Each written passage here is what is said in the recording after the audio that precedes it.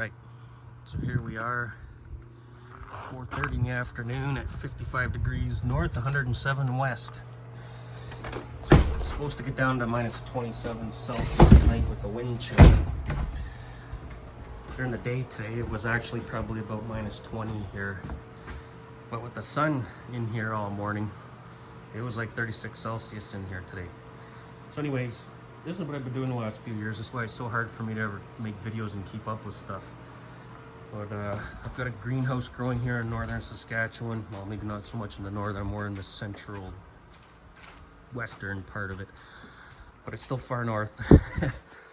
Especially for me to be able to grow parsnips and cabbage and rosemary and day neutral strawberries and beets and bok choy and Swiss chard and green onions and monster kale, oregano, thyme, sage, tons of lettuce. Just planted my new lettuce today. Students in that big yellow building that you just saw was harvesting stuff for their good cooking class last Friday, so we harvested and then we planted right away. Carrots we planted in like November last year, so we're trying to just experiment with things that starting things at different time of the year and what we can grow here. These are all cucumbers down this we just planted last week.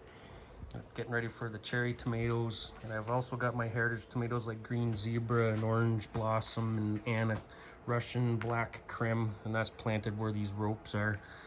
Over there I have a few overwintered jalapenos. These are beets. These beets were planted the same time these beets were. And you can just see that because the only way I'm heating this place is with this propane furnace. So anything that's kind of down here under the furnace doesn't go as well, unless you're kale, red Russian kale, Jacinto kale. I planted these plants in February 19th, 2022. So they just had their first birthday. And they're still giving. And one of the students broke one of these last week and he was all sheepish about breaking it, but I'm glad he told me he did. And I said, don't worry, because even though you broke the top of it off, it'll just start making new stuff. So that's what I'm going to show him when he comes back this week. Celery, that's the peas I grew. I wanted to actually take the dried pea pods. There's a few back there. I was going to start the whole new crop last year, but I never got a chance to do that. So all my seeds for this year are kind of still hanging up there. Just getting ready to plant some radishes, some broccoli. Well, that's broccoli flowering. And that's been in there for quite a while too, but I just started a bunch of new stuff that I'm going to plant out.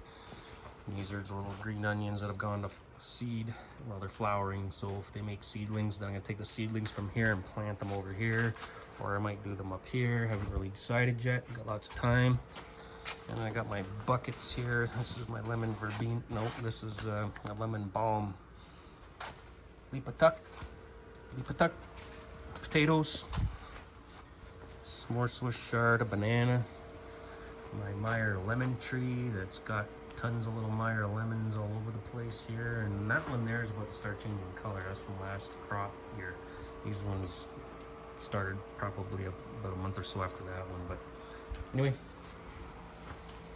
Japanese maple starting to come out. And just these are the petunia baskets that we grew last year. We started those on April Fool's Day last year. And they were hanging out at the front entrance of our school, so I brought them in here and overwintered them, and look at, they're still going. Anyway, that's just a quick rundown of what I'm doing right now. Catch y'all soon.